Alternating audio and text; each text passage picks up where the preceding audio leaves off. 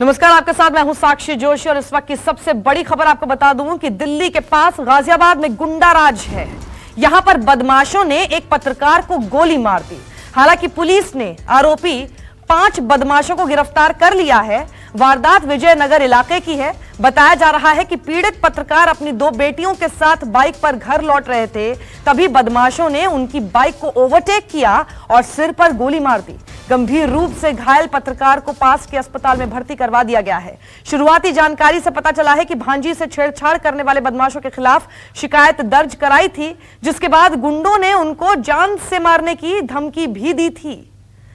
तो 2 तस्वीरें हम आपको दिखा रहे हैं। 5 आरोपियों को गिरफ्तार कर लिया गया है, लेकिन आप देखिए एक पत्रकार जो कि छेड़छाड़ की तहरीर देकर आता है और उसके बाद वही बदमाश उसे धमकी भी देते हैं। और फिर उसके बाद की आप तस्वीर देखिए जहां पर अपनी 2 बेटियों के साथ जब घर लौट रहे थे विक्रम जोशी, जिन्हें रास्ते में ही उस वक्त बदमाशों ने पहले ओवरटेक किया और उसके बाद उनके सिर पर गोली मार दी। जब ये अपनी बहन के घर से लौट रहे थे माता कॉलोनी क्षेत्र में, तो वहां पर हमलावरों ने इनके ऊपर अटैक किया है और इनको फायर आर्म से भी चोटिल किया है। इस सूचना पर हम सभी अधिकारी अस्पताल पहुंचे और वहां पर टीमें लगा करके साक्ष्य जुटाना शुरू किया है।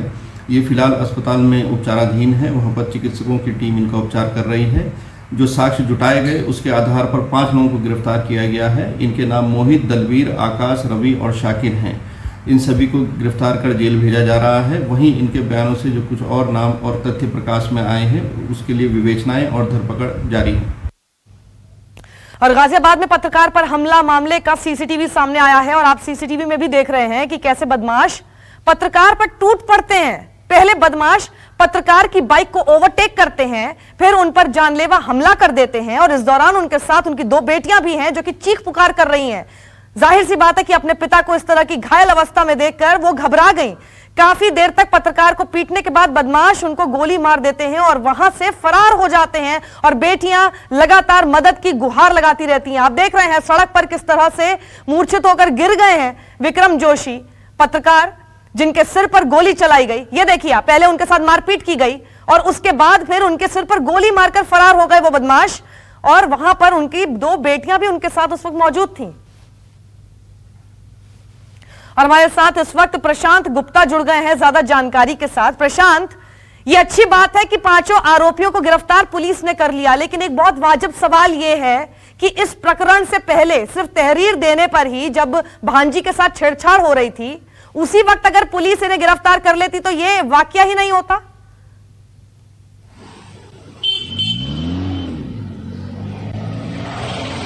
जी बिल्कुल, देखिए कहीं ना कहीं पुलिस की लापरवाही है, क्योंकि 2 दिन पहले विक्रम जोशी ने तहरीर दी पुलिस के सामने और ये भी बताया कि उनकी जान को खतरा है और ये जो दबंग है ये इलाके के गुंडे हैं और ये इनके ऊपर हमला कर सकते हैं। जब उनको ये जानकारी मिल चुकी थी कि गुंडों को, कि बदमाशों को, कि विक्रम जोशी ने अपनी भांजी के साथ छेड़छाड़ के मामले को पे पुलिस के सामने दर्ज करवाया है, इसको लेकर ये लगातार दबाव बना रहे थे उनके ऊपर और पुलिस ने कोई कार्रवाई नहीं की। ये सबसे बड़ी बात है कि छेड़छाड़ की घटना होती है, एक पत्रकार की भांजी के साथ में छेड़छाड़ की घटना हो रही है और पुलिस सिर्फ तहरीर लेकर इस मामले को रफा दफा कर देती है, कोई एक्शन नहीं होता है। प्रशांत, इससे सिर्फ इतना समझ में आता है कि मामले की गंभीरता को पुलिस किस तरह से लेती है। जब गोली चली तो 5 गिरफ्तार हो गए, लेकिन जब तक ये पूरी बात छेड़खानी तक थी, धमकी पर थी, तब तक पुलिस ने भी इसको सीरियसली नहीं लिया।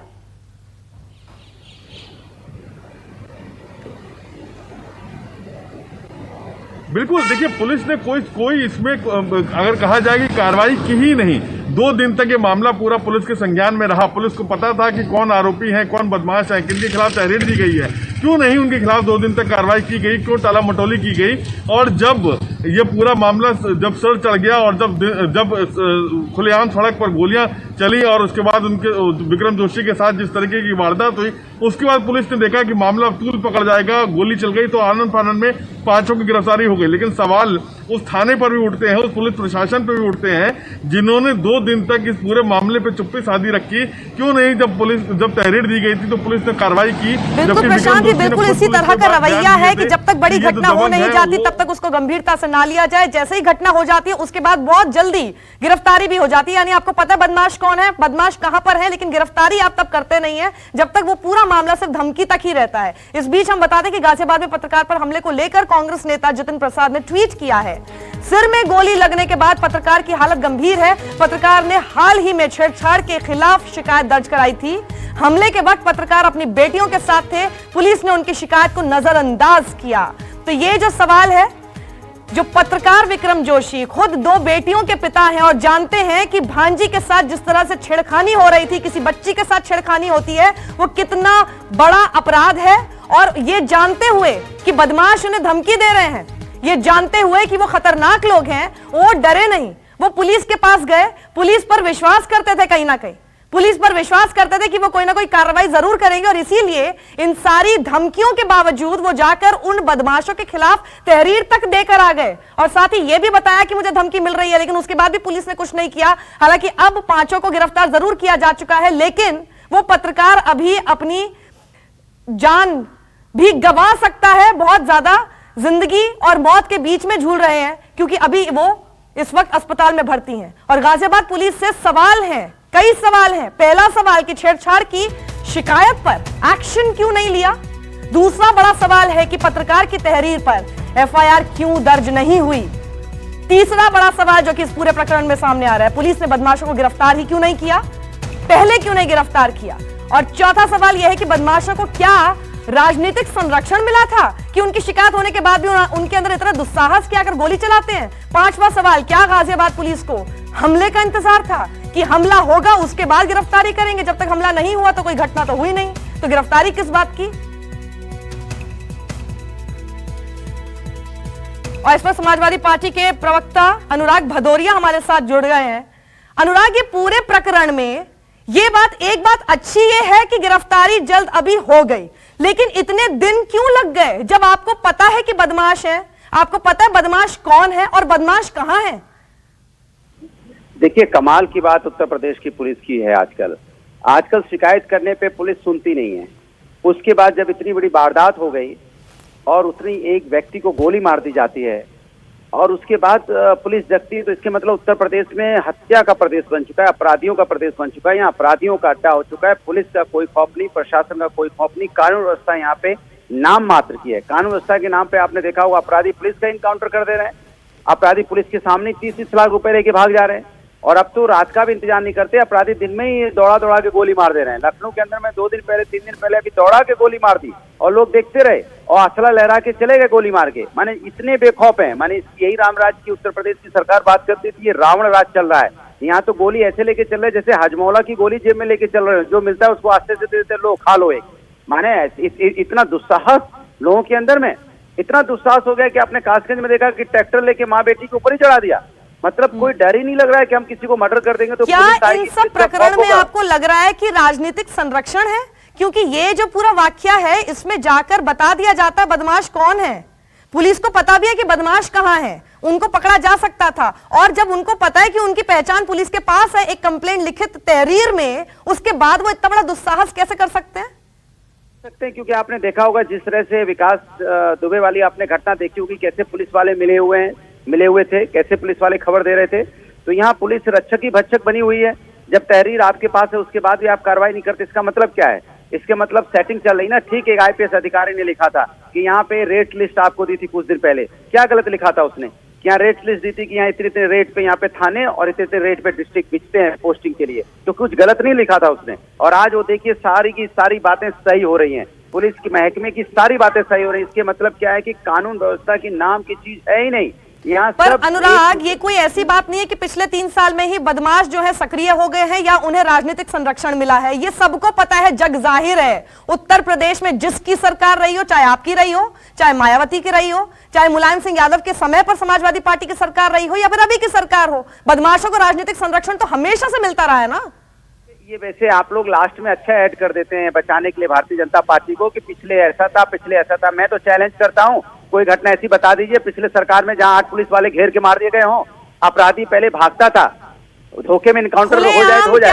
आज के खुलेआम क्या कट्टे लहरते नहीं थे उस वक्त नहीं लहरते थे सर, बस इतना आप जवाब दे दीजिए। बता रही है मुझसे 8 पुलिस वाले कभी इतने घेर के मार दिए गए, इतना दुस्साहस था किसी का? बताइए ना। मैं अभी विकास दुबे वाली घटना की बात नहीं कर रही हूँ, अरे यार मैं आपको घटना की बात कर रही हूँ। मैं उत्तर प्रदेश की बात कर रहा हूँ। उत्तर प्रदेश के अंदर में अपराधियों का बोलबाला किस तरह से बढ़ा है आजकल पुलिस के सामने 30 लाख रुपए लेके भाग जाते हैं। क्या इसके पहले कभी घटना थी? क्या इसके पहले कभी घटना थी कि दिन दहाड़े लखनऊ के अंदर में मर्डर हुए हैं? कितने मर्डर लखनऊ के अंदर हुए जरा बता दीजिए आप। ठीक है, मेरे साथ इस वक्त बीजेपी की तरफ से चंद्रभूषण पांडे जी जुड़ गए। अनुराग एक सेकंड बस। चंद्रभूषण पांडे जी, ये हो क्या रहा है?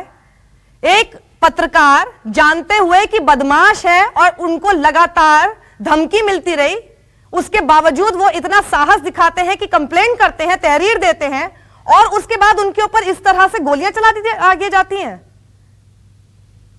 निश्चित रूप से ये घटना बहुत ही दुखद है और अभी 2 दिन पहले की बात है। योगी आदित्यनाथ ने विशेष रूप से सबको हिदायत दी थी, उच्च अधिकारियों को, कि देखिए पत्रकार जो कि लोकतंत्र का चौथा स्तंभ है और इस राज्य को मजबूत करने में, लोकतंत्र को मजबूत करने में जो उसका योगदान है, उस दृष्टि से उसकी विशेष रूप से सुरक्षा के लिए सरकार का आग्रह है और प्रयास है। इस घटना ने निश्चित रूप से चिंता पैदा की है और ये मानिए आपकी पत्रकार पर हुआ ये हमला अपराधियों को बहुत भारी पड़ेगा और सरकार वहां के प्रशासन को भी भूल जाइए कि वो पत्रकार थे, आप एक बार के लिए भूल जाइए, इसमें पत्रकारिता वाली कोई एंगल नहीं है। अब सिंपल सी एक बात है, एक शख्स आपके पास आता है, पुलिस के पास जाता है, कहता है कि मेरी भांजी के साथ छेड़खानी हो रही है, मेरी भांजी के साथ जो लोग छेड़खानी कर रहे हैं उनके खिलाफ तहरीर देते हैं और यह भी बताते हैं कि मुझे लगातार धमकी मिल रही है। इसमें पत्रकारिता का कोई एंगल नहीं है सर। उसके बाद पुलिस कोई एक्शन नहीं लेती है। जब गोली चला दी गई उसके बाद पुलिस हरकत में आती है और 5 को गिरफ्तार कर लेती है। जब 5 को गिरफ्तार करना इतना आसान था तो उस वक्त गंभीरता से क्यों नहीं लिया गया, जब वो लगातार बता रहे थे कि मुझे जान से मारने की धमकी दी जा रही है? निश्चित रूप से मैं इसी बात को कह रहा हूं। देखिए, इस तरह के अपराधियों के जो दुस्साहसपूर्ण कार्रवाई है, एक कार्रवाई उनको भारी पड़ेगी। और देखिए, योगी आदित्यनाथ की सरकार के बारे में 2 चीजें स्पष्ट है। हम अपराध को लेकर के जो गंभीरता है हम सरकार की, उसी का परिणाम है कि उत्तर प्रदेश में बड़े बड़े अधिकारी या तो जेलों में है या तो राज्य के बाहर है या तो उनकी जो गति है वो आपके सामने है। तो मैं मानता हूं कि सर अगर सब लोग जेल में है, गुंडे सब जेल में है, तो ये सब हरकतें कौन कर रहा है फिर सड़क पर? नहीं, निश्चित रूप से ये जो घटना हुई है, इस घटना ने सत्ता प्रतिष्ठान को चुनौती दिया है और मैं मानता हूं कि ये चुनौती उनको भारी पड़ेगी। सरकार उसमें कठोरतम कार्रवाई करेगी और ऐसी कार्रवाई करेगी जो एक मिसाल बनेगी, एक दृष्टांत तो बनेगा और इसकी पुनरावृत्ति करने के साक्षी जी आपने देखा होगा जब से इनकी सरकार बनी है, जो भूषण जी कह रहे हैं, पांडे जी, इनके मुख्यमंत्री से लेके मंत्री से लेके एक रट्टा मान लिया है। जैसे हमारे यहाँ वो होता है ना, कथावाचक होते हैं, वो कथा उनको रटी हुई होती है और आते आंख बंद करके रटना शुरू कर देते हैं। कोई अपराधी रहेगा नहीं, या उत्तर प्रदेश में रहेगा या छोड़ के चला जाए या जेल में रहेगा। अरे रटते रटते 3.5 साल हो गए, अपराधी रोज पैदा हो रहे हैं, रोज गोली मार रहे हैं। कहाँ है अपराधी? जेल चले जा रहे हैं। पुलिस का तक का इनकाउंटर कर दे रहे हैं, तब भी आप कह रहे थे कि यही होगा वो होगा, फिर 30 लाख रुपए लेके भागे, फिर कहते हैं ये होगा, फिर आज गोली गाजियाबाद में फिर गोली चल गई, फिर लखनऊ में गोली जवाब ले लेते हैं। नहीं, सवाल आपने किया, आरोप लगा दिया चंद्रभूषण जी। देखिए, ये पीड़ा का क्षण है। इस पीड़ा के क्षण में मैं उन आंकड़ों में या उस स्टैटिस्टिक्स की चर्चा करने की जरूरत नहीं, कितने अपराधी जेल में है, कितने बाहर हैं और विगत सरकारों में क्या होता था, उस पर मैं टिप्पणी नहीं करना चाहता। लेकिन मैं इतना अपनी सरकार की जो प्रतिबद्धता है वो बताना चाहता हूं और मैं इस मामले में बहुत स्पष्ट हूं उत्तर प्रदेश की योगी आदित्यनाथ की सरकार को लेकर कि अपराधियों को किसी भी तरह से सत्ता प्रतिष्ठान के स्तर पर कोई भी रियायत नहीं मिलने वाली है और कठोरतम कार्रवाई जो भारतीय दंड संहिता के प्रावधान है उसमें हो रही है और इनके साथ भी होगी। ठीक है सर, लेकिन सवाल यहाँ पर सिर्फ इतना है, गिरफ्तारी जरूर हुई है, वो हम मान रहे हैं, बोल भी रहे हैं, लेकिन अगर वो सही समय पर पूरे मामले की गंभीरता को समझ लिया जाता, इतनी लापरवाही नहीं बरती जाती, तो शायद ये पूरा इंसिडेंट ही नहीं होता। नमस्कार, मैं हूं मानक गुप्ता। अगर आपको हमारा ये वीडियो पसंद आया हो तो इसे लाइक और शेयर जरूर करें और हाँ, हमें सब्सक्राइब और फॉलो करना ना भूलें ताकि आप देश और दुनिया की कोई खबर मिस ना करें। तो जुड़े रहिए हमारे साथ और देखते रहिए न्यूज़ 24।